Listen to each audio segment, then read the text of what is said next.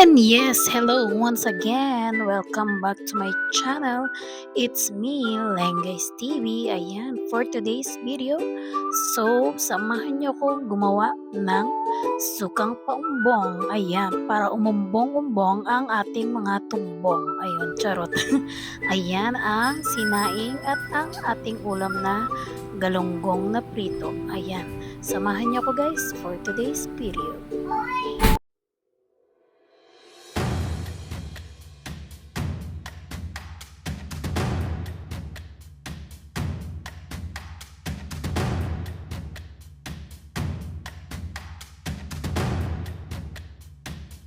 So, eto na nga at nakapag-prepare na nga ako ng aking sibuyas, bawang, luya at sili para sa aking paggawa ng sukang paumbong.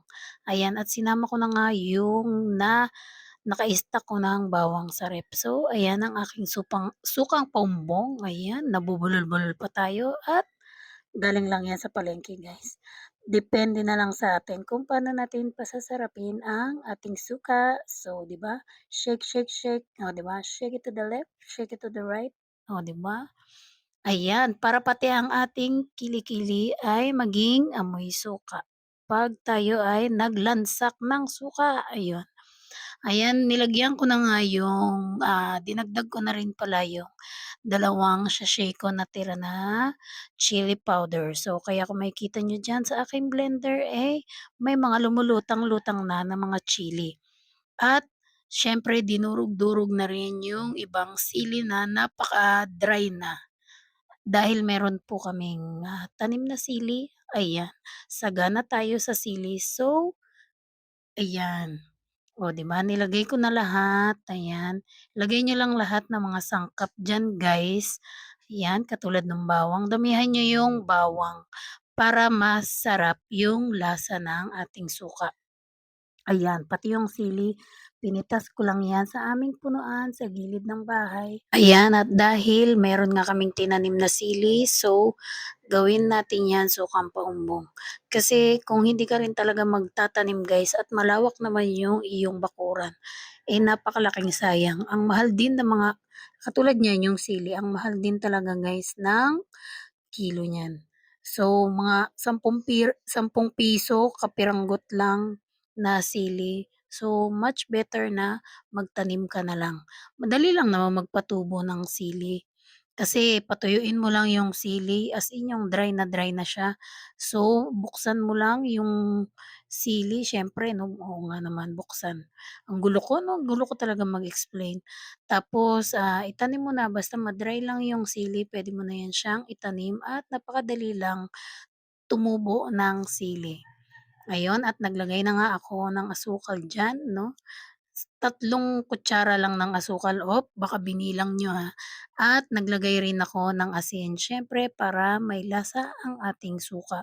Kasi guys, yung mga suka na nabibili sa palengke, wala po yang kalasa-lasa.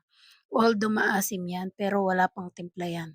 So, kaya tayo na lang ang magtimpla ng ating suka. Mura lang naman yung ganyan suka. Katulad niyan, yung 1.5 na suka na ganyan is nasa 25 pesos lang. Yun nga lang is walang katimpla-timpla. As in, pag sinawsaw mo dyan, yung ganyan lang, yung gusto mong kainin, is napakatabang at wala talagang lasa.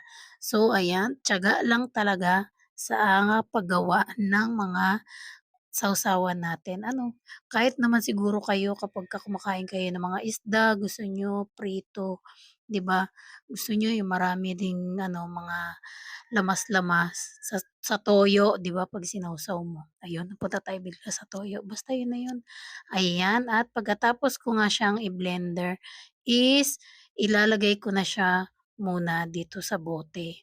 Kasi wala akong mapaglagyan bago ko siya ilagay muna doon sa aking kawali, ayun. Pero hindi ko talaga naisip guys, bakit ko ba talaga sinalin pa siya at alam ko namang nalulutuin ko siya, ayun. Bigla pang nagkaroon ng aberya nga pala dito sa aking blender. Ang tagal ko na nitong binili guys, sa totoo lang. Pero ngayon ko lang ginamit 'tong blender na 'to. So, kasi nga noon nung nagtitinda pa ako ng fishball, kikiam, mga gano'ng kwek-kwek o mga meryenda is nakapag-ipon-ipon ako ng mga ibang gamit ko. Lalo na yung mga feeling ko na magagamit ko rin sa pagtitinda. Ayan, hindi ko in-expect na ngayon ko lang magagamit yung blender na 'to kasi nga nahinto ako sa pagtitinda guys. Dahil nung kami ay lumipat dito sa may 13, hindi na talaga ako nakapagtinda dahil hindi ko rin alam kung paano ulit mag-uumpisa. So ayan, isinalang ko na nga yung suka, ayan. Bahala na kayo guys kung paano niyo, tatapusin yung pagluluto ng sukang paumbong. Pero ako kasi gusto ko yung as in lutong-luto. Ayan, kung nakita niyo guys, oh, grabe 'di ba, ang sarap. Lalo na yung luya, nangibabaw din yung lasa ng luya diyan. Ah, maganda rin yun sa ating mga boses, charot. Akala mo talaga napakaganda ng boses, eh, 'no? So, ayan na nga at hindi ko na nga alam kung ano pa yung sasabihin ko sa inyo. Basta ganyan lang yung aking ayun, kaya ko rin pala naisipan gumawa ng sukang paumbong kasi nga nung galing si partner ng La Union is bumili siya ng suka.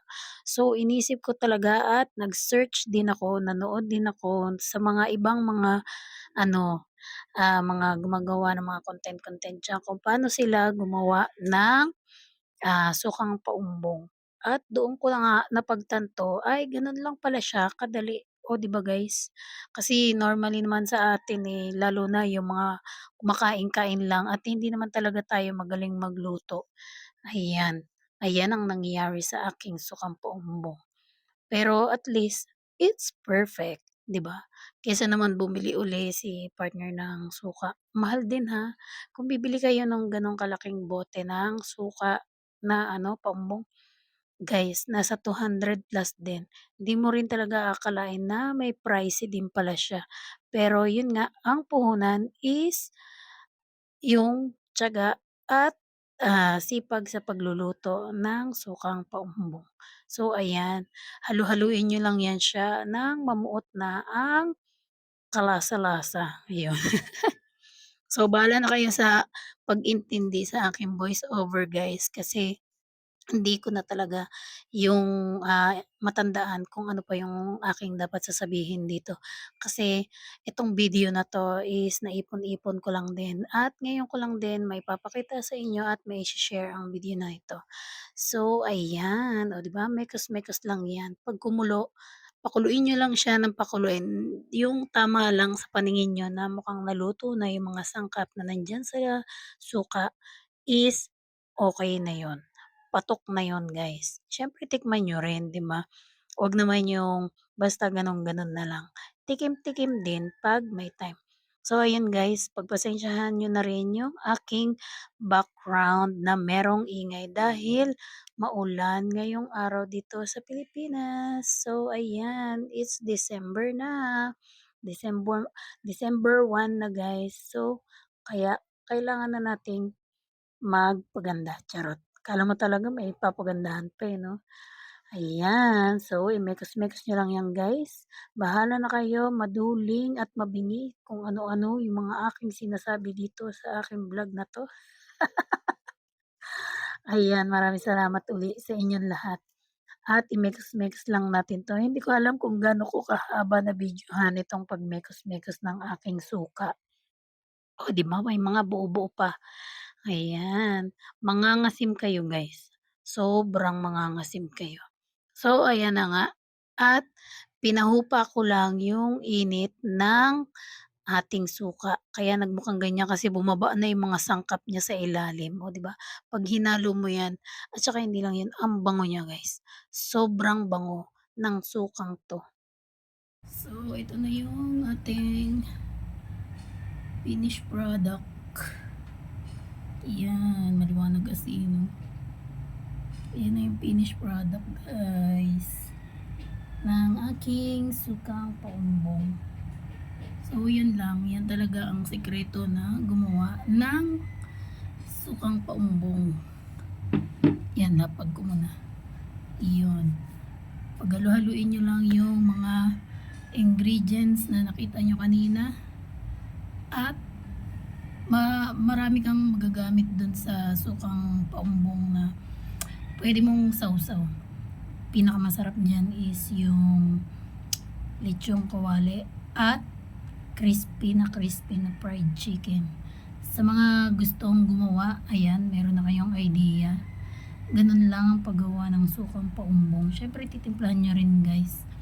And yun, basta depende na lang din sa mga timpla-timpla natin. Kung gusto nyo na matamis, na maanghang, na may pagkaasim, yun, pwede nyong lagdagan ng marami pang asukal.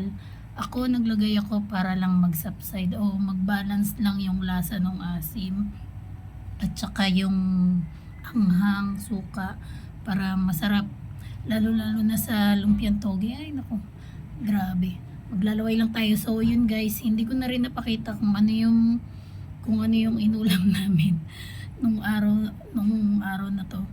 At dahil syempre gutom na nga at marami ring asikaso sa mga bata, ayun, kaya hindi na ako nakapag-video at napakita sa inyo kung paano ko nilansakan at namin nilansakan yung sukang paumbong.